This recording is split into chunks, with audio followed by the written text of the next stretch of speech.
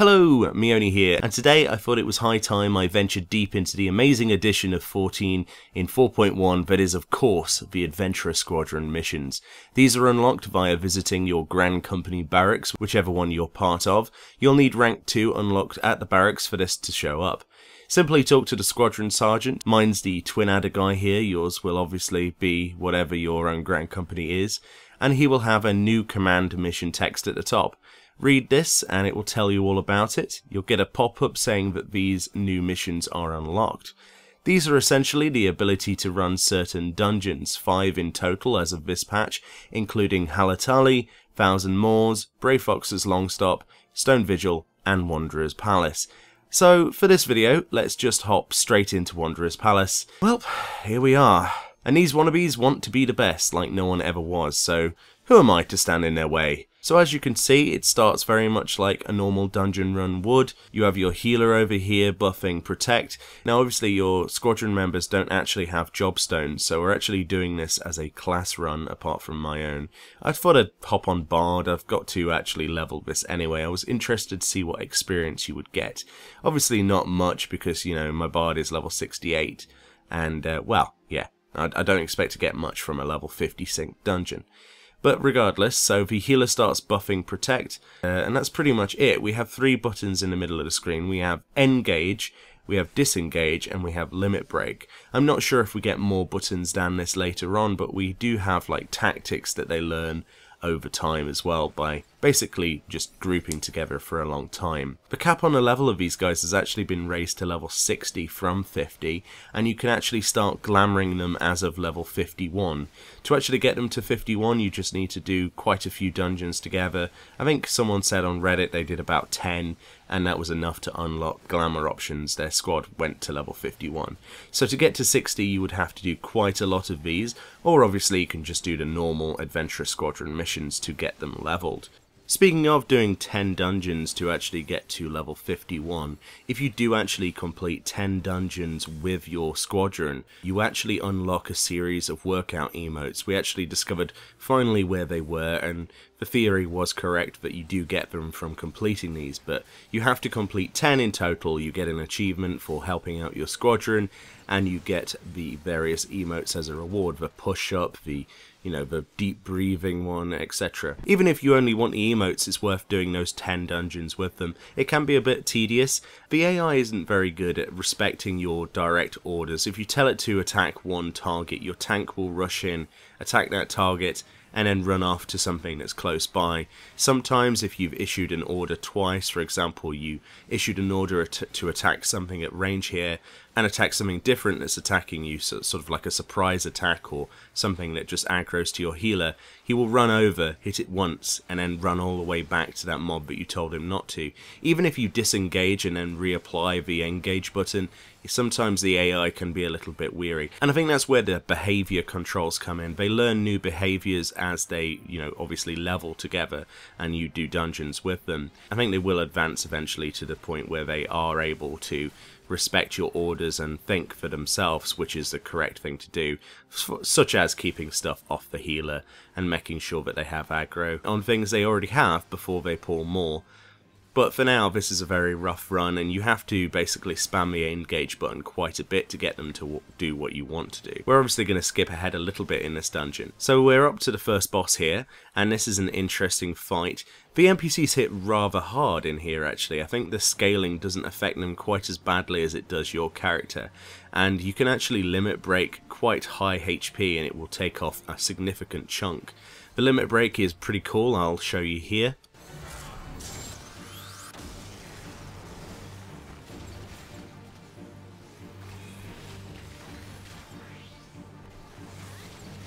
As you can see, it absolutely wrecks. It's actually one of the most powerful limit breaks I've seen.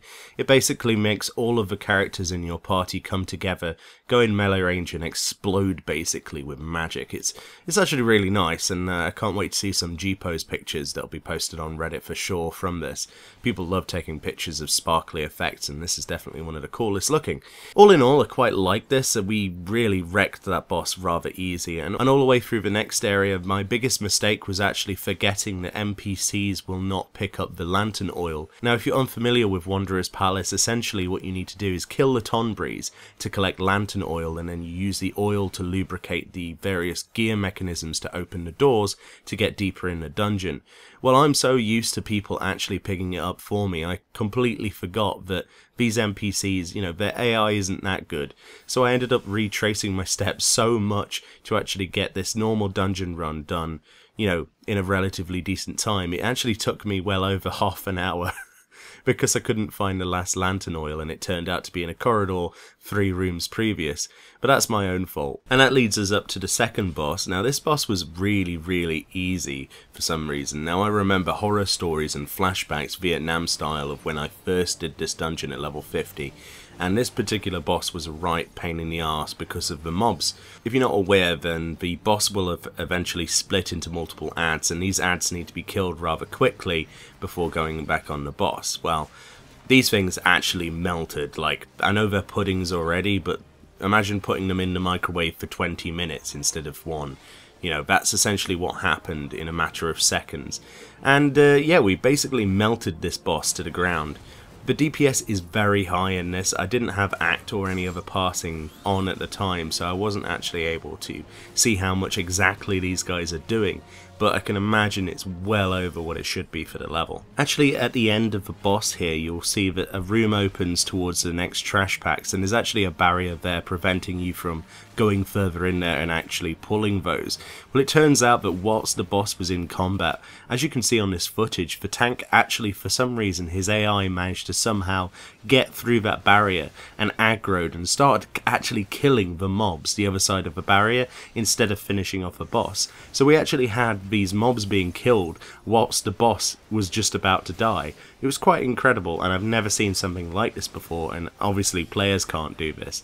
So it's a little bit of a bug, but also really interesting at the same time. It's interesting to wonder where else this could actually happen. And then we came to the final boss. Now, I actually wiped here a couple of times in previous footage until I got this kill here. But essentially what happened on the wipes was the NPCs would not attack the actual king. They started just running off after all of the little mobs as well. And the more Tonbreeze you kill, the more power that the boss gets, and it sort of stacks up to the point where it can one-shot you. And the boss was basically coming after me because the tank wasn't able to keep aggro on all of these minions and the actual boss. No matter how many times you spam the engage button, he would just not leave the mobs alone. Now, this is probably a behavioral problem which, you know, will change when we get new behaviors from actually gaining a chemistry with playing with the same NPCs.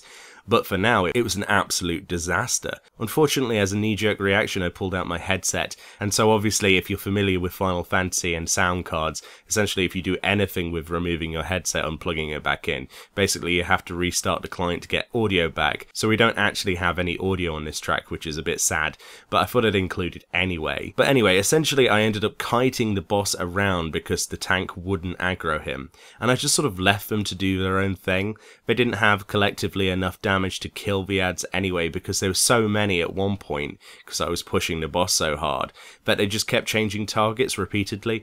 So essentially I did end up soloing the boss, and they sort of just healed me occasionally, and the DPS sort of ran around like a headless chicken, and the tank didn't really do anything, which is very sort of helpful.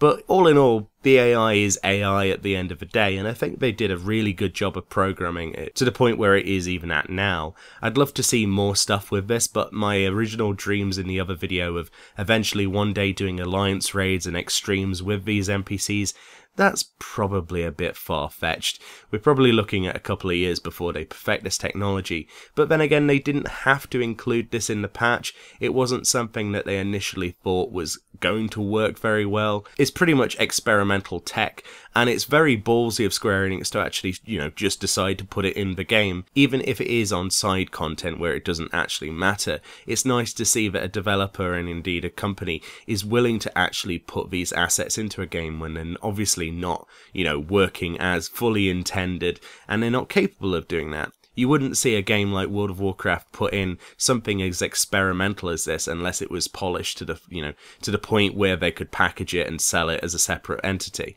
So it's really nice to see. I really enjoyed these. I'm going to continue doing them because I would like my emotes, but also I would like to get them to 60. It seems like a bit of a challenge, and a challenge is always welcome in this game. The patch has been absolutely full with stuff to do and see and collect. There's various videos on my channel. If you haven't seen them already, please go and have a look. There's always something for everyone here. I do glamour, news, Mog Station, minions, mounts, you name it, I've done it, including my latest dungeon guide, which is actually a bite-sized boss guide, boss by boss. Very quick, I think it's about 5 minutes long, of the drowned city of Scala, which is nicely packaged so that people can just watch that very quickly and get a basic idea of what to do on the mechanics in each fight before they actually clear it. So either way, thank you very much for watching, and I'll see you next time.